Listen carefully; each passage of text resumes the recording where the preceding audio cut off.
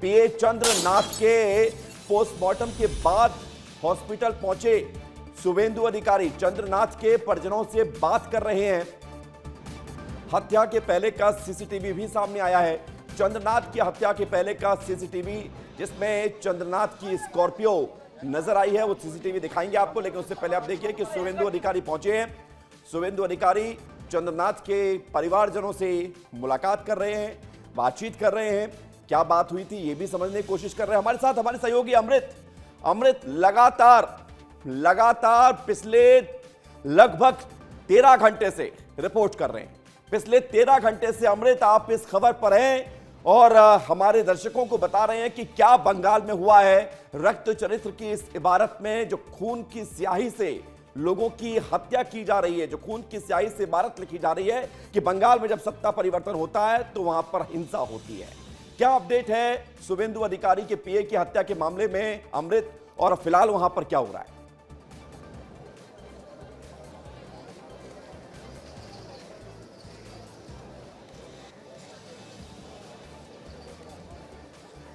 विवेक, मैं यहाँ बारासात में हूँ। मेडिकल कॉलेज है, यहीं पे शुभेंदु अधिकारी के पीए उनके जो है उनका यहाँ पोस्टमार्टम किया गया है। उनके परिवार के लोग आए हुए हैं। मैं थोड़ा दिखाना चाहता हूँ क्योंकि यहाँ का माहौल दिखाते। यहाँ पे देखिए पूरी सिक्योरिटी जो है तैनात है, पूरे जो लोग हैं हुजूम है। यहाँ पे जो पूरी इंडिया की मीडिया है वो यहाँ पहुँची हुई है। और यहाँ पे दिखा रहा हूँ मैं आपको कि ये वो जगह है जहाँ पे शुभेंदु अधिकारी के जो पीए हैं रथ, उनका जो है पोस्टमार्टम करने के लिए यहाँ लाया गया। और शुभेंदु अधिकारी भी वहाँ पे पहुँचे हुए हैं। और तमाम जो इससे पहले भी जो नेता आए हुए थे भारतीय जनता पार्टी से, जो पश्चिम बंगाल इकाई के हैं, वो भी यहाँ पहुँचे थे। शमीक भट्टाचार्य भी पहुँचे थे, यहाँ मुलाकात करके गए थे। चूँकि इनके परिजन जो है रथ के यहाँ पहुँचे हुए हैं और वहाँ जो है शुभेंदु अधिकारी जो है उनके साथ जो उनकी बातचीत भी है। और इसका जो है मुलाकात का एक सिग्निफिकेंस ये है कि जो जितने भी नेता यहाँ पहुँचे वो यहाँ आ करके जो उन्होंने बातें कही, उसमें एक संदेश ये छुपा था कि जो जिस तरह से हिंसा हुई है उसकी प्रतिक्रियात्मक जो है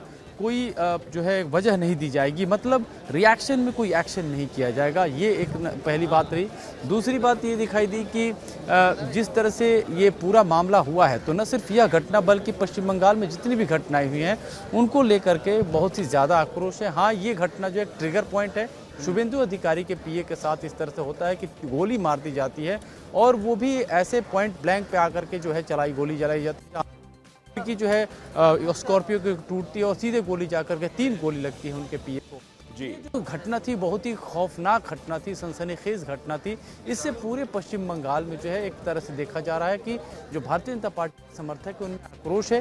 हालांकि टीएमसी की तरफ से जो है इसमें एक जरूर दलील दी गई है कि भाई इसमें अगर कोई घटना हुई है तो इसकी जांच करा ली जाए। लेकिन भारतीय जनता पार्टी जो है इसको टीएमसी के ही नज़र से देख रही है कि उनके ही ऊपर आरोप लगा रही है कि उनके द्वारा ये काम किया जा रहा है। कई लोग ये कहे कि भाई हम तो शांति से थे। अब देखिए जांच होगी, जांच शुरू हो चुकी है।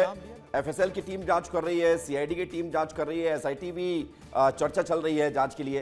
तो ये जांच होगी तो पता चलेगा। लेकिन जिस तरह से इस पूरे घटनाक्रम को अंजाम दिया गया, पॉलिटिकल वेंडेटा तो नजर आता है इसमें। और पॉलिटिकल वेंडेटा पूरे बंगाल में इस वक्त नजर आ रहा है कि कैसे लोगों को चुन चुन कर टारगेट किया जा रहा है, कैसे वहां पर ऐसे कांग्रेस तो अपना दफ्तर छुड़ाने पहुंच गया। बताइए कि जो कांग्रेस इस चुनाव को लेकर इस तरह की टिप्पणी कर रही है कि चुनाव आयोग की वजह से ये जीत हुई है, लेकिन कांग्रेस अपना दफ्तर छुड़ा रही है। वो देख रहे हैं हम कैसे बंगाल में स्थितियां परिस्थितियां अलग है।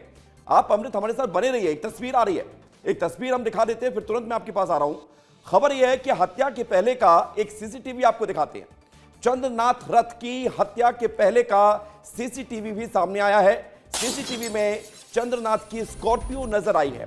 इसी स्कॉर्पियो पर अंधाधुंध फायरिंग की गई और इस फायरिंग में 3 गोली चंद्रनाथ रथ को लगी, जो कि शुभेंदु अधिकारी के पीए थी। यही स्कॉर्पियो थी जो जाती हुई नजर आ रही है।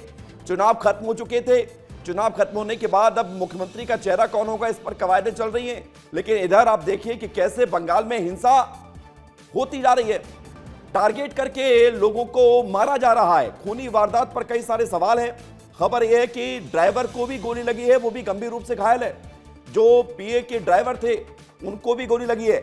और पीए चंद्रनाथ रथ, जिनकी 42 साल की उम्र, रात 10:30 बजे गोली मारकर हत्या कर दी जाती है। और इसकी स्कॉर्पियो में सवार थे। अब ये कार जो आपको दिख रहे हैं, यही आरोपियों की वो कार थी जिस कार को पीए की कार के आगे लगाया गया। उसके बाद मोटरसाइकिल पर सवार होकर कुछ शूटर्स आए और वहां पर फायरिंग शुरू हो गई और इस फायरिंग में दो गोलियां पीए के जो चंद्रनाथ रथ हैं उनके पेट में लगी, सीने के आर पार हो गई। बगैर नंबर प्लेट की बाइक पर आए थे और कार का जो नंबर है यह भी फर्जी है।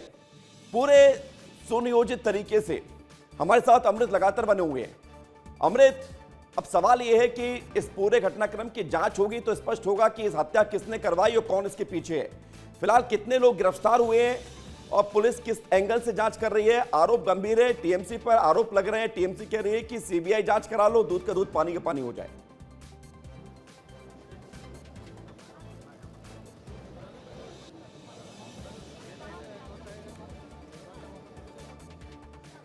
अमृत से संपर्क टूटा है। विवेक, देखिए एक चीज मैं आपको बता दूं कि टीएमसी क्या कह रही है, चाहे बीजेपी क्या कह रही है, इसके इतर जो है, अगर आप इन सब चीजों पे गौर करेंगे तो यहाँ पे यहाँ पे पॉलिटिक्स के कई सारे लेयर्स हैं। हिंसा के अलावा बयानों का एक अपना मतलब है। हिंसा तो हो ही रही। हिंसा का जो मैंने एक चीज़ देखी, नोटिस की, चाहे वो भारतीय जनता पार्टी हो, चाहे सीपीएम रहे हो, चाहे टीएमसी के रहे हो, जो निचले स्तर पे है, एक चीज़ जो उसका बारीक जो उसका कल्चर है वो एक तरह से सिग्मा मेल रूल वाला कल्चर है कि भाई अगर हम आ गए हैं अब तुम भागो, अब इस पूरे साम्राज्य पे मेरा राज है। तो ये जो लड़ाइयाँ जो शुरू हुई हैं, जैसे कि भाई आप अब हार गए, अब यहाँ से हटिए, जैसे क्लब है, बाकी जगह पे हैं, वहाँ जाकर कब झंडे लगाए जा रहे हैं। उससे पहले टीएमसी ये कर रही थी 15 सालों तक कि जहाँ पे भारतीय जनता पार्टी के झंडे लगे जाकर उखाड़ के फेंक दिया, जहाँ पे भारतीय जनता पार्टी के लोग क्लब में बैठे उनको वहाँ से मार के भगा दिया। तो अब इन्होंने जो निचले स्तर पे जो कार्यकर्ता है, जो निचले स्तर समर्थक है, उसने ये सोचा कि भाई अब हमारा जो है दौर जो 15 साल बाद आया है, हमने बहुत सारे मार खाए हैं, डंडे खाए, हमारी हत्याएं, तो अब हम जो है अपना क्लेम करने जाएंगे। जो जमीनी स्तर पे मोहल्ले में जो हमारे ठिकाने हैं वो अब हमारे कब्जे में होंगे। तो ये जो साइकी है, पॉलिटिकल साइकी, ये बहुत ज़्यादा इग्नाइट हो रही है और इसका रिएक्शन भी देखने को मिल रहा है। तो ये एक बड़ा खतरनाक है। लेकिन दूसरी तरफ भारतीय जनता पार्टी नेता है, शीर्ष नेता है, वो इस साइकी को बहुत अच्छे से भली भांति समझते हैं। शमीक भट्टाचार्य पहुंचे, उन्होंने भी अपने कार्यकर्ताओं से अनुरोध की, जितने भी लीडरशिप है यहाँ पश्चिम बंगाल की, सबने अनुरोध किया है कि हमें उस कल्चर में नहीं जाना है जो हमने सीपीएम के जमाने में देखा, टीएमसी में जमाने में देखा, कि हम जो है प्रतिक्रिया में जो है हिंसा करेंगे, हम वो चीज क्लेम करेंगे जो पहले से टीएमसी के लोग करते हैं। हम पॉलिटिकल कल्चर बदलने के लिए आए हैं। तो उन्होंने ये चीज आह्वान किया है और आप देखेंगे कि इतनी बड़ी घटना घटी है, इतनी बड़ी घटना, ये मैं जिम्मेदारी से कह सकता हूं, अभी तक जो है कोई बड़ी वारदात जो है बीजेपी समर्थकों की तरफ से नहीं देखने को मिली है। इसके लिए आप श्रेय बीजेपी के जो शीर्ष नेतृत्व है यहाँ पे पश्चिम बंगाल की, उनको देंगे। लगातार वो आह्वान कर रहे हैं। अभी जो है शुभेंदु अधिकारी भी रात में जब पहुंचे थे तो उन्होंने कहा कि इसका एक्शन होगा, तगड़ा एक्शन होगा, जवाब लिया जाएगा, लेकिन सिस्टम के तहत लिया जाएगा। और इसी तरह से अग्निमित्रा पॉल से भी हमारी बात हुई, उन्होंने भी कहा कि देखिए इस पूरे मामले में जो कानून है वो कार्रवाई करेगा, इसके लिए व्यक्ति तक पहुंचना हो, उसको फांसी दिलाना हो, वो सारी चीजें होंगी, लॉ एंड ऑर्डर की तरह काम करेगा। तो ये चीज थोड़ी सी जो है उम्मीद दिलाती है पश्चिम बंगाल में। जो मैं आपको कहा ना कि जो एक कल्चर, थिन कल्चर है जो भीतर पॉलिटिकल, वो बड़ा हिंसक है, वो बदले की भावना के तहत काम करता है, वो रूल की तरह काम करे, मुझे अपने रूल पे आना है, अब मैं आ गया हूं। तो वो जो धमक है कि भाई कोई आए तो बोल देना, छेनू आया था, जरूरी भी। अमृत, आपने ठीक कहा, बीजेपी अगर उसी रास्ते को अपनाएगी तो फिर क्या अंतर रह जाएगा? बंगाल को अगर बदलना है, बंगाल को भयमुक्त करना है, भरोसे में बंगाल को लेना है, तो फिर कानूनन ही चलना पड़ेगा। एक आंख के बदले अगर दूसरी आंख कोई फोड़ेगा तो ऐसे तो पूरा बंगाल अंधा हो जाएगा। लेकिन जरूरी है कि सख्त कार्रवाई हो, जिन्होंने मारा है उन पर सख्त एक्शन हो। परिवार भी चाह रहा है कि जिन्होंने इस पूरे घटनाक्रम को अंजाम दिया उनको कड़ी सजा मिले। बहुत शुक्रिया आपका अमृत, हमारे साथ जुड़ने के लिए, और आपने लगातार जानकारी दी है। इस बीच मध्य प्रदेश के मुख्यमंत्री डॉक्टर मोहन यादव और छत्तीसगढ़ के सीएम विष्णुदेव साय ने इस पूरी घटना की निंदा की है। उन्होंने क्या कहा है, सुनाते हैं आपको। बहुत निंदनीय है ये, जिन भी लोगों ने किया है। मैं समझता हूं कि चुनाव हार जीत चलती रहती है, लेकिन केवल चुनाव हार जाओगे और आप ये करोगे, इसी कारण से जनता ने आपको घर में भेजा है। मैं मान के चलता हूं राजनीति में हिंसा का कोई स्थान नहीं है। ऐसे में जिस किसी दल के लोगों ने किया है उनकी मैं निंदा भी करता हूं और उनको भी सार्वजनिक रूप से माफ़ी मांगना चाहिए।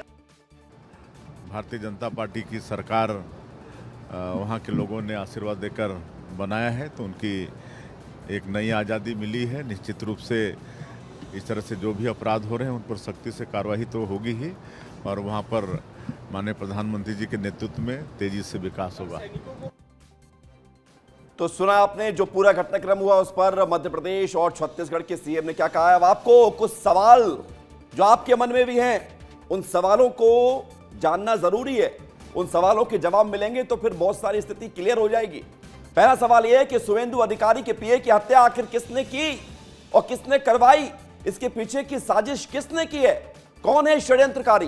किसको शुवेंदु अधिकारी के पीए से दुश्मनी थी, या पीए की हत्या करके क्या शुवेंदु अधिकारी को टारगेट किया जा रहा था? हमला व्यक्तिगत टारगेट था या फिर राजनीतिक साजिश थी? यह देखना होगा। 20 सड़क फायरिंग हुई, किसकी प्री प्लानिंग थी? चुनाव के बाद बंगाल में हिंसा का जिम्मेदार कौन है? पांचवा सवाल है कि क्या बंगाल में कानून का खौफ नहीं है? बंगाल में हिंसा के लिए टीएमसी जिम्मेदार है? एक बार फिर से इन सवालों को देख लीजिए। शुवेंदु अधिकारी की हत्या किसने की? यह सवाल है। मामला व्यक्तिगत टारगेट था या फिर राजनीतिक टारगेट था? 20 सड़क पर फायरिंग हुई, किसकी प्री प्लानिंग थी? चुनाव के बाद बंगाल में हिंसा का जिम्मेदार कौन है? क्या बंगाल में चुनाव के दौरान जो कानून का इस्तेमाल हुआ, क्या उसका खौफ था? बंगाल में हिंसा के लिए टीएमसी जिम्मेदार है कि नहीं है? ये सवाल इसलिए है क्योंकि सवाल लगातार उठते जा रहे हैं। बंगाल में हुई हिंसा पर ये सुरक्षित सवाल आपके मन में भी होंगे। आप भी सोच रहे होंगे कि बंगाल में क्या हो रहा है। भाई, कई राज्यों में चुनाव परिणाम बदलते हैं, कई राज्यों में सरकारें बदलती हैं, तो इसका मतलब ये थोड़ी ना कि आप हिंसा करेंगे, आप लोगों को मार देंगे जान से। ये बंगाल भारत में ही है, कोई पाकिस्तान और बांग्लादेश में नहीं है कि आप कानून को ऐसे हाथ में लोगे। और ये सवालों के जवाब मिलेंगे तो वो लोग भी सामने आएंगे पर्दे के पीछे से, जिन्होंने इतनी बड़ी साजिश को अंजाम दिया है, जिन्होंने इतनी बड़ी साजिश को अंजाम दिया है और अपने करीबियों को बुलाकर, शूटर्स को बुलाकर शुवेंदु अधिकारी के पीए की हत्या की है। ये सुलगते हुए सवाल आज हर किसी के मन में है, और ये सुलगते हुए सवालों के जवाब चाहिए। इन सुलगते हुए सवालों के जवाब तब मिलेंगे जब जांच होगी। जांच एसआईटी भी कर रही है, सीआईडी भी कर रही है, एफएसएल भी कर रही है, तो जांच एजेंसियां एक्टिव हैं। लेकिन शुवेंदु अधिकारी के पीए की हत्या कोई मामूली बात नहीं है। आप अगर ये सुन रहे होंगे कि शुवेंदु अधिकारी के पीए की मौत हो गई, इसमें कौन सी बड़ी बात है, तो आप गलत हैं। शुवेंदु अधिकारी के पीए की हत्या करना बहुत बड़ी खबर है। प्रतिक्रिया सामने आ रही है, सुनाइए। गजेंद्र यादव छत्तीसगढ़ सरकार के मंत्री हैं, क्या कहा उन्होंने, सुन लीजिए। और आप देख रहे हैं कल शुवेंदु अधिकारी जी के निस्सहाय का जैसे निर्ममतापूर्वक हत्या की गई। पश्चिम बंगाल में सरकार तख्ता पलट होने के बाद अगर टीएमसी के गुंडे इतने बड़े वारदात को अगर वो अंजाम दे रहे हैं, तो आप कल्पना कर सकते हैं कि अगर धोखे से अगर वहाँ टीएमसी रिपीट होती तो भारतीय जनता पार्टी कार्यकर्ताओं की क्या अवस्था, दशा दुर्दशा होती। पिछले 5 साल में हम देखते हैं 300 से ज़्यादा कार्यकर्ताओं को मार दिया गया। किसी मीडिया ने, किसी ग्रुप ने, किसी ने उप तक नहीं कहा। और आज भी सरकार जाने के बाद भी ममता बनर्जी का खींच